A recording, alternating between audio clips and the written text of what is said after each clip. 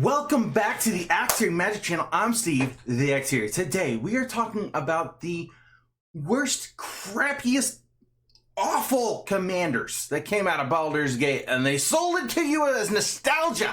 They did.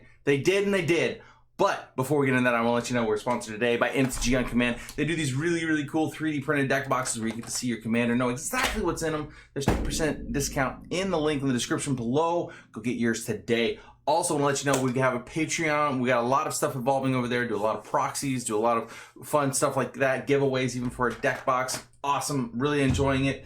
But let's get into the video. Okay, so Baldur's Gate. Lots of cool stuff, very beautiful set, but there's some stinky bombs in here.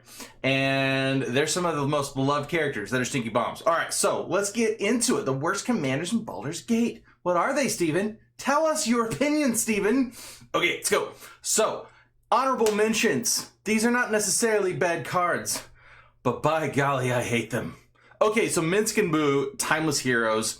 Okay, it's a 4-drop planeswalker that can be a commander, which is fantastic. But it says whenever it enters, or at the beginning of your upkeep, you create a Boo, a legendary 1/1 red hamster creature token with trample and haste. Awesome. Okay, I'm cool with the Boo.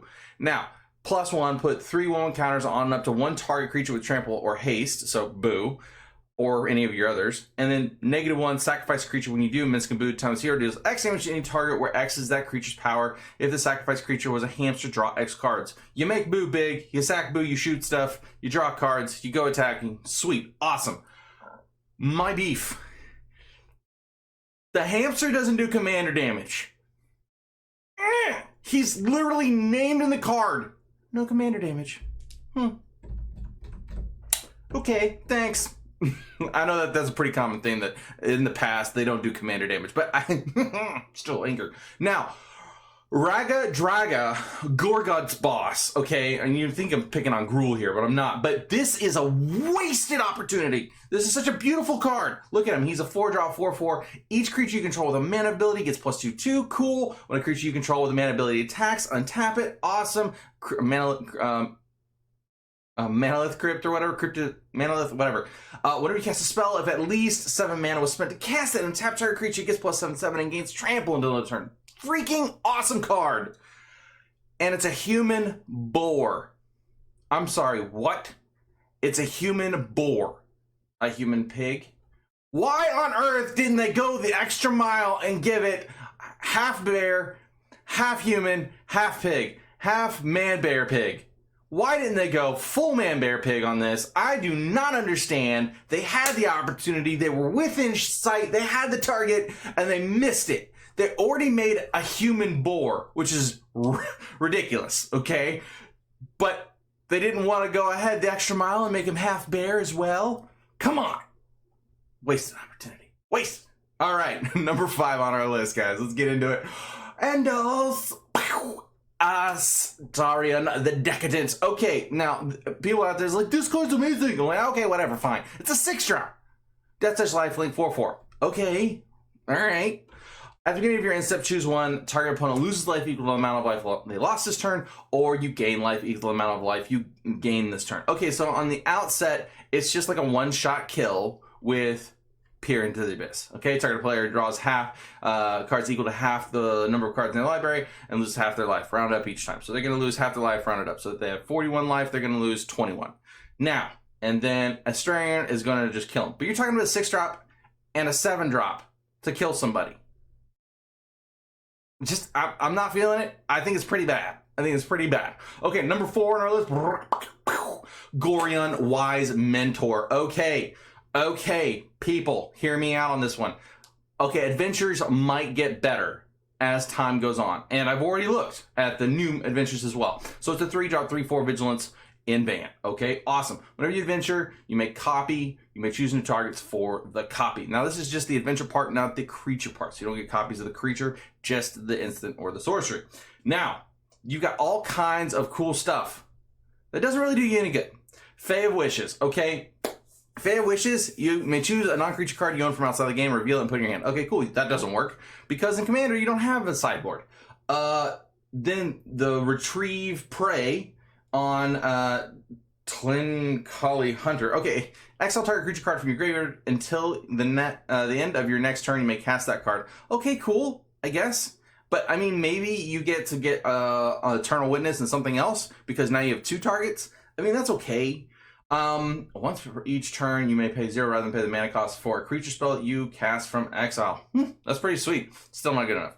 Okay, we got other stuff. Giant Killer. Maybe you're gonna get to blow up 2 creatures with power 4 or greater. Brazen Borrower is pretty sweet. You bounce 2 non-land permanents. That's pretty sweet. But then we have Sapphire Dragon and Hypnotic Sprite, which are probably the most powerful things you can be doing. Sapphire Dragon is counter target non-creature spell, and then Hypnotic Sprite is counter target spell with a converted mana cost 3 or less. So these counter spells, getting to double up on them is really, really powerful. Don't really care too much about the 2/1 flying. I mean, cool. If you have some way of bouncing it back to your hand, then it's really powerful. And then whenever Sapphire Dragon attacks or blocks, scry 2. It's okay. It's okay. Yeah. They're going to print better adventures. I know they're going to. They're going to come back to this mechanic again. It's a cool mechanic, but this thing's really, really weak. All right, next up we have, Horn of Valhalla. This is the most powerful thing you can be doing. Forgive me for forgetting. Horn of Valhalla, it's a 2-drop and X. It says create X 1/1 white soldier creature tokens. So if you double up on this, you're probably going to win. Now, you want some way of giving him haste. May I suggest Crashing Drawbridge, which is probably one of the few ways that you can get haste to creatures in Bant. Also, Concordant Crossroads. Sorry, I forgot to mention those in the deck. But this is probably the most powerful thing you can do with the card, but it's gross. Oh, by the way, if you stay to the end, you'll see my favorite commander in the release. Okay. Now, next up we have Tasha, the Witch Queen. Okay, everybody's like the flavor, and I'm like, it's bland. What did you do? Cook it in England? They didn't have any flavor available? Come on. Anyway, so Tasha, the Witch Queen, is a 5-drop, 4 mana creature. It says whenever you cast a spell you don't own, create a 3/3 black-green demon creature token. Okay, cool. Making blockers. +1, draw a card. For each opponent, exile up to 1 target instant or sorcery card from that player's graveyard and put a page counter on it. How do you even know there's going to be anything in their graveyard that you want to get? So you cast your commander, you might get something that helps you on your plan. What's your plan? What's your build around? Whenever you may cast, -3, you may cast a spell from among cards in exile with page counters on them without paying its mana cost. She can be your commander. So you're talking about a 5-drop, draw a card on the outside, and that's supposing people don't just like murder her. Okay, and then you -3 and you get to cast something from somebody's graveyard. You might get a bomb, you might get a dud. You don't know. It's just why she's bad. I mean, the cards that you can play with her are Gonti, Lord of Luxury, and Opposition Agent, but then again, they don't have page counters. So Gonti's gonna let you cast something from exile. That's cool. And so is Opposition. Opposition Agent is gonna basically steal somebody's, card that they go search up whenever they Demonic Tutor, which is great, but For 5, I'm gonna draw a card and I might get some value on the negative. Anyway, not super impressed. Next up we have Captain Nektharald. 5-drop, 3/6. I am picking on Dimir today. They got some bad ends. Horror Pirate, and I'm sure somebody down in the comments is like, there's an infinite combo. I'm like, okay, it's stupid. Okay, whenever a horror you control deals combat damage to a player, that player mills that many cards. Cool. I'm cool with it. At the beginning of your end step, choose target artifact or creature card in an opponent's graveyard that was put there from their library this turn, put it on the battlefield under your control. So what are you going to do? Get a mana rock? Sweet, you ramped a little bit. You don't even know if those artifacts are going to be stuff you want to be doing. So how many horrors and how many horrors are there in the game? I'm sure there's plenty, but is there enough to make a whole deck out of? I'm not thinking so. There's no reanimation, there's no recursion on the card for the horrors themselves, so you have to build that into your deck because you're going to get board wiped. And he's a 5-drop. Maybe like a 3-drop or 4-drop? Okay, sure. Like a 2-3. Yeah, that'd be cool. But, okay. Number 1 on our list. Bow! 9 Fingers King is dumb. It's silly. It's ridiculous. Okay? Now, okay. I know there's so many people out here that love gates. But before we get into this gate shenaniganery, I'm going to put on my jank ears and we're going to continue this conversation about the jank you have entered into. My jank ears. And yes, I stole them from my stepdaughter. Okay.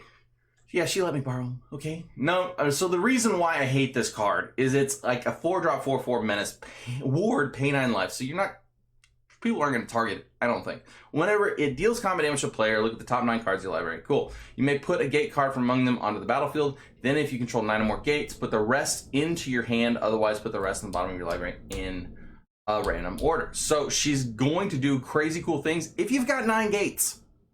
I'm going to spoil it for you. There's only 11 gates and Maze's End. So Maze's End is cool, and there's plenty of ways in green to go search up just any kind of, but it's still a bad card.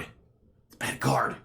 Okay, this is one that says, search your library for a gate card, put it on the battlefield, and shuffle. If you control 10 or more gates with different names, you win the game. Cool. So I can search up gates, and I can put them in the play. That's awesome. You get a couple, 1 or 2 removed from the game, or destroyed, or strip mined, you're in a bad way. And if people aren't playing like land destruction in your meta, they should. They absolutely should. Okay, now you got all these other cool cards like Open the Gates, District Guide. They'll go search up gates, but they don't put them into play. Create Creeper Vine, again, will search a basic or a gate card. Doesn't put it into play. A Circuitous Route will go search up 2 gates. Awesome, puts them in the battlefield. Tapped. So we've got the traditional gates, okay? Then we've got the new ones, okay? So this is for a total of 11 gates. We now have 11 gates in the game. Now I'll do something a little bit different.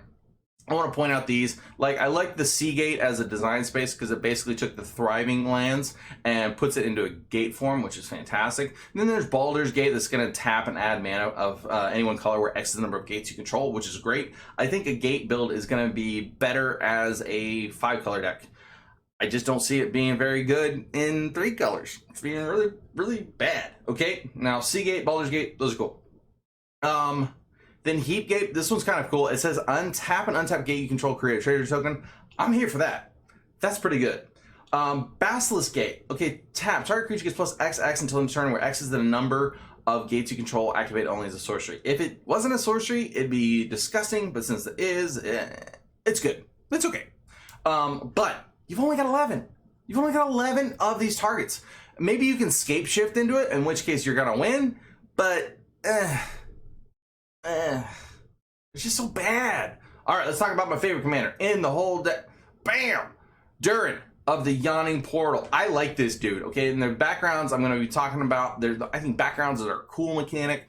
Durin of the Yawning Portal is a 4-drop 3/3 human warrior. He says whenever he attacks, look at the top 4 cards of your library. You may exile a creature card from among them, put the rest in the bottom of your library in any order. For as long as that card remains exiled, you may cast it. This spell has Undaunted. Okay, it costs 1 less to cast for each opponent. So your creatures are just getting a, like if you're a normal pod, you're getting a negative, you're reducing the casting cost of all your creatures by 3.